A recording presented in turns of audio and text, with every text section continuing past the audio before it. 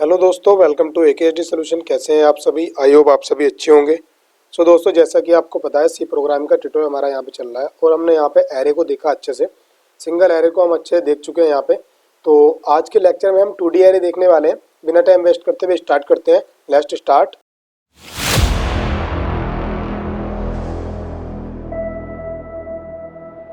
So student देखिएगा, मैं यहाँ पे आ गया हूँ अपने नोट्स में और मैं सबसे पहले बता दूँ 2D एरे होता क्या है। तो सबसे पहले देखिएगा, नॉर्मली मैं आपको सब कुछ पढ़ने से पहले आपको इसकी ग्राफिकल रिप्रेजेंटेशन बताऊंगा, तो उससे आपको समझ में आएगा। देखिएगा, हमारे पास क्या था कि हमारे पास नॉर्मली रैम थी। रैम के अंदर नॉर्मल क्या था, रैम के अंदर मैंने बताया था कि जब कोई एरे डिक्लेयर करते हैं तो वो इस तरह से बन जाता है। ठीक है, उसके अंदर क्या हो जाता है कि उसके अंदर पार्टीशन बनते हैं, कंटिन्यूस मेमोरी एलोकेशन होती है। मैंने आपको बताई थी ये नॉर्मली।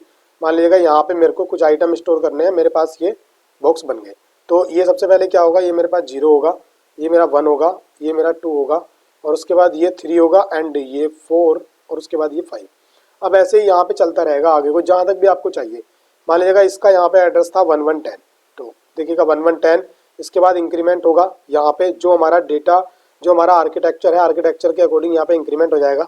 मान लीजिएगा 2 का है तो 2 का इंक्रीमेंट हो जाएगा, तो यहाँ पे क्या होगा 112 हो जाएगा, नॉर्मली 112 हो जाएगा। और यहाँ पे 114 होना है, तो इस तरह से यहाँ पे चलता रहेगा। ठीक है, आप उसको देखेंगे।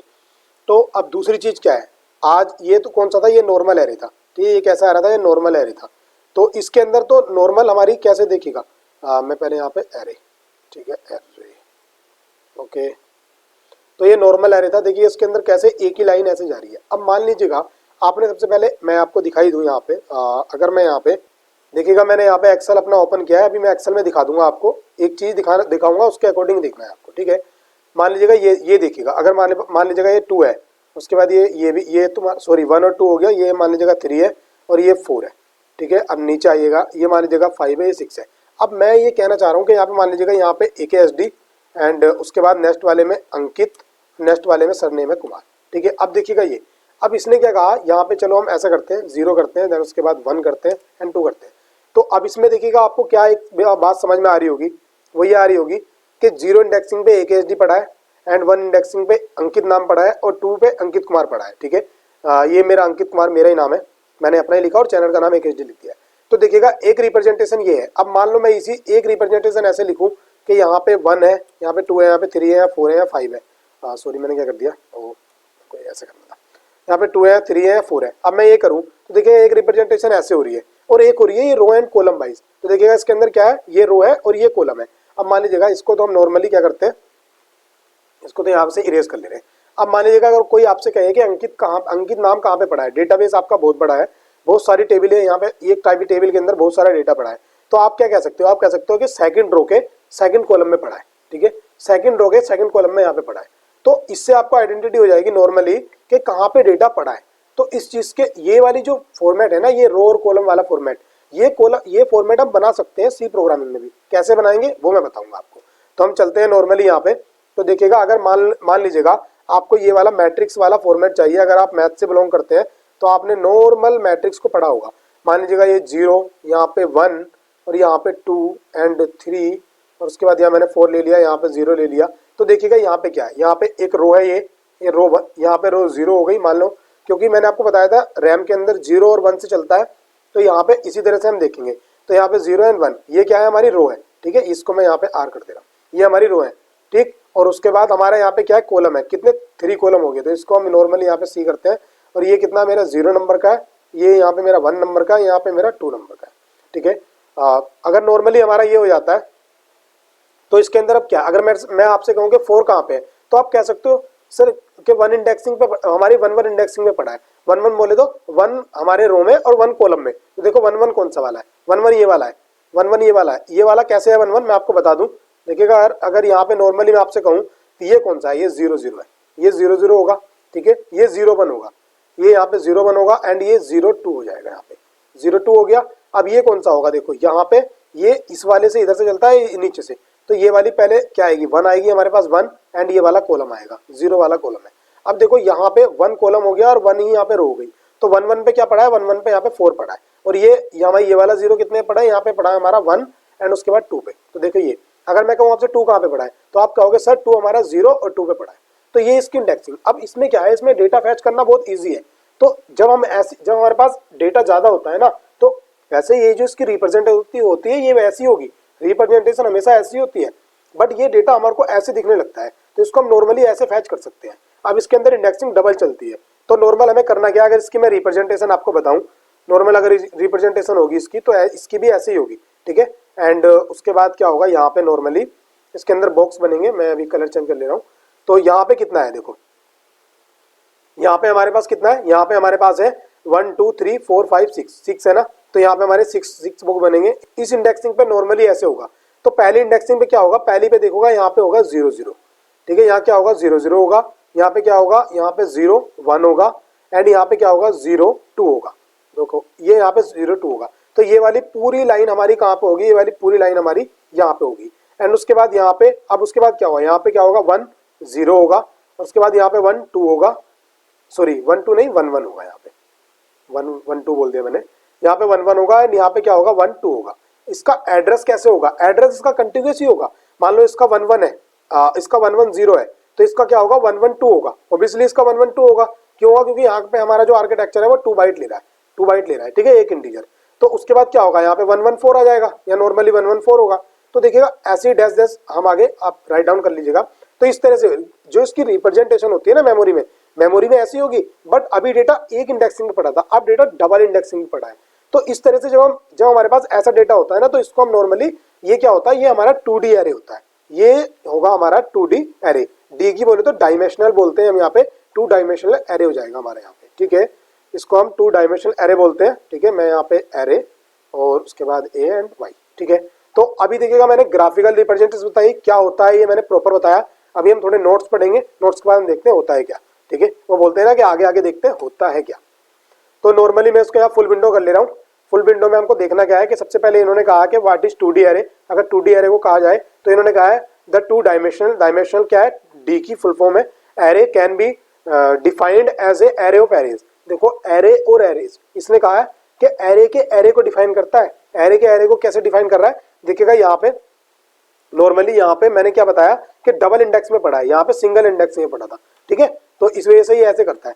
तो मैं नॉर्मली यहाँ पे जाऊंगा। उसके बाद क्या था, उसके बाद इसने कहा कि द 2D एरे, और ये जो ऑर्गेनाइज होता है मैट्रिक्स की फॉर्म में। देखो मैट्रिक्स की फॉर्म इसने यहाँ पे बताई है, मैंने आपको किस फॉर्म में बताया, एक मैट्रिक्स की फॉर्म में बताया, ये पूरा मैट्रिक्स की फॉर्म में, ये आपको नोट्स में पूरा मिलेगा, आप इसके फोटो ले सकते हैं यहाँ से, ठीक है। उसके बाद क्या हुआ, उसके बाद इन्होंने कहा कि देखिएगा यहाँ पे इसका कलेक्शन कैसे होगा, रो एंड कॉलम की फॉर्म में। मैंने आपको बताया था वो देखिए पूरा यहाँ पे बता रखा है, रो एंड कॉलम की फॉर्म में। तो यहाँ पे मैं गया, देखो रो एंड कॉलम की फॉर्म में।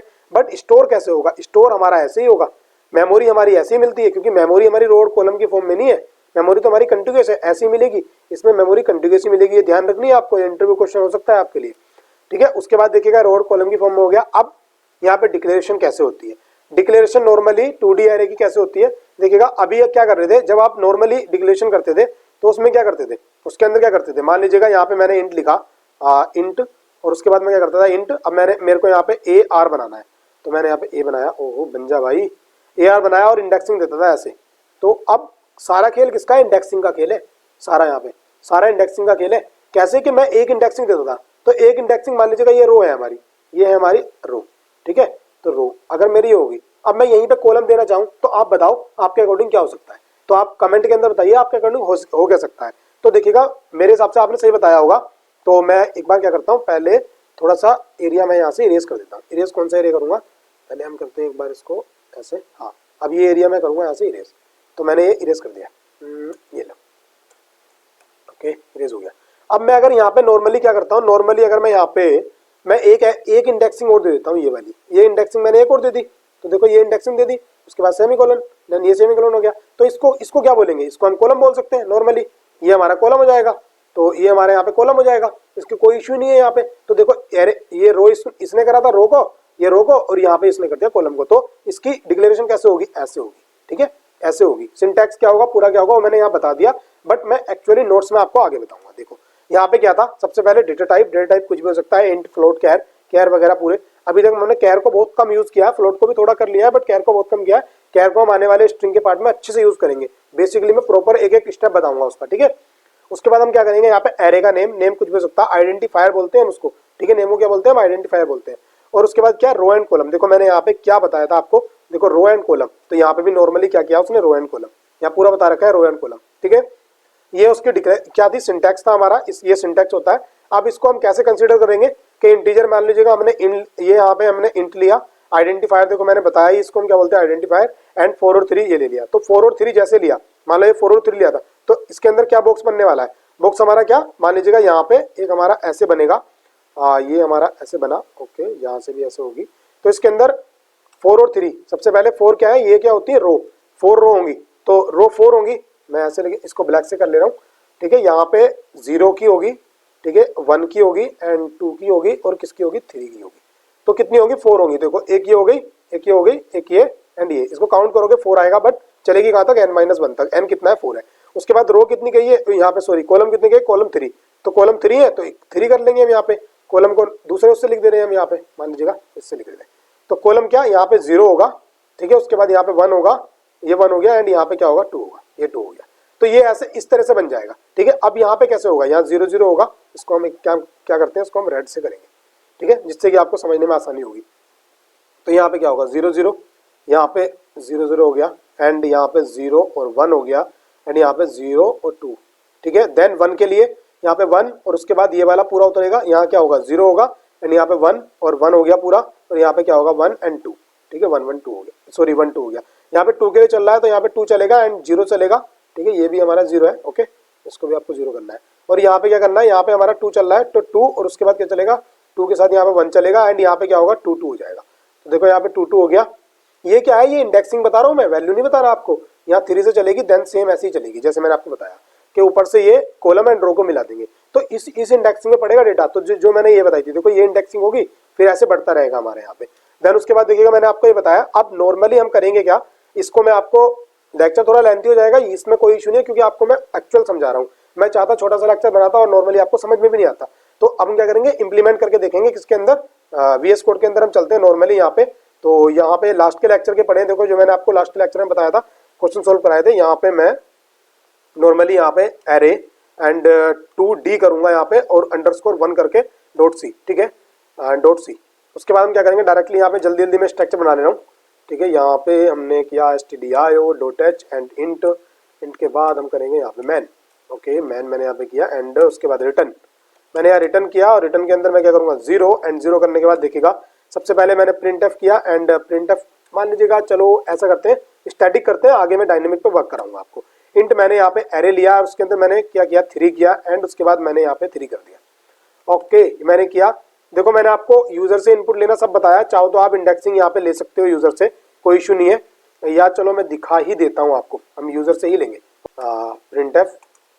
उसके बाद यहाँ पे हम क्या करेंगे, enter the row and column, COLUMN, spelling गलत होगी तो भाई साहब आप संभाल लेना खुद, ठीक है। एंड उसके बाद स्कैनअप करेंगे हम यहाँ पे, स्कैनअप मैंने किया, एंड यहाँ पे %d एंड %d, उसके बाद यहाँ पे $ROW एंड $कॉलम COL, ठीक है। उसके लिए हमें डिक्लेयर भी करने होंगे, यहाँ पे इंट ROW एंड COL में यहाँ पे कर दे रहा हूँ, ओके, COL मैंने किया। अब इसको डायरेक्टली उठा के मैं लाऊंगा नीचे, और यहाँ पे हम क्या करेंगे, यहाँ पे ROW एंड COL। देखो मैंने यहाँ पे इंडेक्सिंग कर ली है इसकी। उसके बाद मैं क्या करूँगा, यहाँ पे फॉर लूप चलाऊंगा, ओहो, फॉर लूप हम ये चलाएंगे, कहाँ तक चलाएंगे, कैसे चलाएंगे, देखिएगा, int i = 0, i should be less than, देखिएगा सबसे पहले इसके लिए चलेगा, किसके लिए, रो के लिए। तो हम क्या करेंगे, रो कितने से होना चाहिए, रो से, तो ROW एंड i++, तो देखिएगा। उसके बाद अब आपको कॉलम भी लेना है। देखो इंडेक्सिंग कैसे लेते हैं, इंडेक्सिंग मैंने आपको यहाँ पे क्या बताया, इंडेक्सिंग हम लेंगे 0 0। अब एक बात सुनो, अगर मुझे 0 0, अब ये 1 0 2 0 है, अगर मेरे को 2 0 पे लेनी, तो मेरे को इनपुट क्या कराना होगा, 2 0 कराने होंगे, कि एक वैल्यू 2 0 पे लेनी होगी। तो मैं क्या करूंगा, नॉर्मली यहाँ पे एक लूप और चलाऊंगा। देखो इंट यहाँ पे मैं कर दूंगा j = 0 and j should be less than, ये होगा हमारा j should be less than होगा कितने से, हमारे कॉलम से। तो जो हमारा कॉलम है, एंड क्योंकि ये किसके लिए चला, कॉलम के लिए चला, एंड हमारा j++ हो जाएगा, j++। एंड उसके बाद ये देखो, अभी मैं अगर ऐसे करता हूँ स्कैनf, एंड यहाँ पे मैंने लिखा, उसके बाद हम क्या करेंगे, %d ले लेंगे, ओके, d, एंड यहाँ पे नॉर्मली एरे में यहाँ क्या लेंगे हम, यहाँ पे i, एंड यहाँ पे हम लेंगे j, यहाँ पे हमने जे लिया और ऊपर देखिएगा मैसेज देता हूँ कि प्रिंट एफ के अंदर एंटर एट यहाँ पे प्रेजेंट टाइप डी एंड उसके बाद हम क्या कर सकते हैं, एक इंडेक्सिंग बना लेंगे। देखो ARR ब्रैकेट लिया, प्रेजेंट टाइप डी लिया, ब्रैकेट बंद किया, उसके बाद ब्रैकेट ओपन किया, या प्रेजेंट टाइप दिया, ब्रैकेट बंद किया, ठीक है, वैल्यू। अब मैंने यहाँ पे ऐसे किया और उसके बाद मैं नॉर्मली क्या करता हूँ, यहाँ पे आई एंड यहाँ पे जे करूँ। देखो इंडेक्सिंग कितनी प्यारी बन के आएगी। अब मैंने यहाँ पे ये ले लिया नॉर्मली, मैंने यहाँ पे ले लिया, देखिएगा ऐसे मैंने किया, इंडेक्सिंग ले ली है। तो किसकी मैंने यहाँ पे नॉर्मली स्कैनएफ किया है, किसको, इसको। तो यहाँ क्या लगाना पड़ेगा, यहाँ पे मेरे को देखो, यहाँ पे मेरे को एम्परसेंड भी लगाना पड़ेगा। अब मेरे को प्रिंटिंग करानी है, प्रिंटिंग के लिए कुछ नहीं करना, सेम इसको यहाँ से करेंगे कॉपी, मैंने किया कॉपी एंड कॉपी करने के बाद मैं इसको करूंगा यहाँ पेस्ट। तो मैंने यहाँ पेस्ट किया, पेस्ट में अब यहाँ पे मेरे को प्रिंटिंग करानी थी, तो यहाँ पे मैं क्या करूंगा कि इसको यहाँ से करूंगा कमेंट एंड यहाँ पे नॉर्मली ये हो गया इसकी वैल्यू। अगर मैं यहाँ पे वैल्यू के लिए, अब देखो वैल्यू के लिए अगर मैंने यहाँ लगाया, यहाँ प्रेजेंट टाइप डी लगाऊंगा और यहाँ पे क्या प्रिंट करा दूंगा मैं, यहाँ पे नॉर्मल, यहाँ मैं कराऊंगा स्लैश एन और यहाँ पे हम क्या कराएंगे नॉर्मली, यहाँ पे ARR और यहाँ पे इंडेक्सिंग में आई एंड जे, ठीक है, इंडेक्सिंग में जे दे दिया। थोड़ा कॉम्प्लेक्स लग रहा होगा बट आप लेक्चर को रिवाइज कर करके देखो तो कॉम्प्लेक्स नहीं लगेगा। उसके बाद हम क्या करते हैं, हमने नॉर्मली सेव किया एंड हम करेंगे एग्जीक्यूट करके, थोड़ा इसका टर्मिनल को बड़ा कर ले रहा हूँ। देखो एग्जीक्यूट करके क्या हुआ, हाँ रोड कॉलम आ गया। मान लीजिएगा 3 रो है एंड 3 क्या है हमारे पास कॉलम है। तो उसने कहा देखो बन गया ना फॉर्मेट, एंटर एट 00 की वैल्यू डालनी है, ठीक है। तो मैंने क्या, मान लीजिएगा इसकी वैल्यू 2, उसके बाद देखो 00 ये 01 आ गया, मान लीजिएगा 3, 02 आ गया, मान लीजिएगा 4। उसने कहा फिर देखो 10, क्योंकि रो आपकी रो कितनी है, रो है आपकी 3 एंड कॉलम कितने 3, देखो 01 से 0 चल रहा है, 11 कहाँ तक चलेगा, 0 1 2 तक चलेगा, क्यों n-1। अब देखो 1 के लिए आ गया, मान लीजिएगा मैंने इसको 1 किया, इसके लिए ये किया, इसके लिए ये किया, इसके लिए ये किया, इसके लिए ये कर दिया एंड इसके लिए 2 1 के लिए कुछ वैल्यू दे दी, यहाँ पे दे दी। तो देखो अब इसके अंदर क्या हुआ, नॉर्मली हमारे पास वैल्यू आ गई है, ठीक है। यहाँ पे इसने ऐसे रैंडमली प्रिंट करा दिया। अब हम क्या करते हैं कि इसको हम करेंगे यहाँ से कमेंट और हम नॉर्मली यहाँ पे मैं आपको एक फॉर्मेट प्रिंट करा के दिखाऊंगा पूरा अच्छे से फॉर्मेट प्रिंट कराऊंगा। अभी हम क्या करेंगे, यहाँ पे जाएंगे एंड इसको हम करेंगे यहाँ से, ये नहीं देना है, ठीक है। अब यहाँ पे हम देंगे, क्या देंगे हम यहाँ पे, हम क्या करेंगे यहाँ पे एक थोड़ा सा स्पेस भी देंगे जिससे कि वैल्यू सटीक ना आए, ठीक है। मैंने इतना स्पेस दे दिया और यहाँ पे हम क्या करेंगे, प्रिंट एफ करेंगे और प्रिंट एफ के अंदर क्या लगाएंगे, स्लैश एन। तो देखो स्लैश एन लगाया, उसके बाद हमने ये किया। अब हम क्या करेंगे, सेव करने के बाद हम ऐसा एग्जीक्यूट करते हैं। मान लीजिएगा मैं 2 2 के लिए ले रहा हूँ, ठीक है, मैंने 2 कॉलम लिया और 2 रो ली, ये। अब 2 2 पे मान लीजिएगा इस पे 2 है, हमारी एंटर किया, इस पे मेरा 3 है, इस पे 4 है, इस पे 5 है। तो देखो हमारे पास क्या आया, यहाँ पे 440, क्या वैल्यू तो हमारी गलत आ रही है। वैल्यू गलत क्यों आ रही है भाई, देखते हैं। अभी यहाँ पे डिबगिंग करेंगे। ओके स्टूडेंट, देखिएगा डिबगिंग हम क्या करेंगे, मैंने यहाँ पे आई नहीं लगाया था, यहाँ पे मैंने जे लगा दिया था। तो इसको हम यहाँ से क्या करेंगे, आई करने के बाद अब हम करेंगे, हमने डिबगिंग कर लिए, यहाँ पे हमारे को आई और जे लेना था, यहाँ पे भी आई जे, ठीक है। उसके बाद दोबारा हम कर ले रहे हैं, यहाँ पे मैंने यहाँ पे क्या किया, यहाँ पे किया मैंने 2 and 2 दिया। तो मैंने 2 and 2 दिया, मान लीजिएगा 2 दी, 3 दी, 4 दी, उसके बाद 6 दे दी। चलो अब देखो यहाँ पे 2 3 4 6 बिल्कुल हमारी जैसे आपका एक मैट्रिक्स होता है बिल्कुल सेम उसी फॉर्मेट में प्रिंट हो गया, ठीक है। अब ये उसी फॉर्मेट में कैसे प्रिंट हुआ, देखो मैंने यहाँ पे फॉर्मेटिंग बना रखी है और यहाँ से जो क्या करते हैं, इसको हम यहाँ से जो फालतू की चीज़ें उसको मैं यहाँ से कर दूंगा इरेज एंड उसके बाद आपको ये करना है एंड फॉर्मेट स्पेसिफायर में इसको यहाँ पे करूँगा। तो ये बिल्कुल आपको डिक्टो कॉपी करनी है, इसको समझना है, मैंने समझा दिया था और ये मैंने बता दिया। अगले लेक्चर में जब मैं आपको क्या करूंगा, इसके क्वेश्चन सोल्व कराऊंगा, प्रॉपर्ली इसको सोल्व करा के दिखाऊंगा और यहाँ पे क्या इसको अच्छे से समझाऊंगा भी कैसे चल रहा है। हो सकता है कि मैं एक नोटपैड पे इसको आप अच्छे से समझाऊंगा, क्योंकि अगर इसी में समझाने बैठूंगा तो काफी लेंथी लेक्चर हो जाएगा। सो स्टूडेंट, साथ ही साथ मैं आपको यहाँ पे बता दूं, देखो अगर अभी तक आपने AKT सोल्यूशन को सब्सक्राइब नहीं किया है तो सब्सक्राइब कर लीजिएगा और ये आपको सब्सक्राइब करना ही है, क्यों, क्योंकि कितनी मेहनत कर रहा हूँ मैं आपके लिए और कितने यहाँ पे अच्छे अच्छे लेक्चर लेके आ रहा हूँ। तो आप इसको सब्सक्राइब कीजिएगा और शेयर कीजिएगा अपने दोस्तों में एंड वीडियो को लाइक कीजिएगा, ठीक है, शेयर जरूर करना है। सो अगर आपको लेक्चर अच्छा लगा हो तो बिल्कुल लाइक ठोक के मारो एकदम और मिलते हैं नेक्स्ट वीडियो में। Thanks for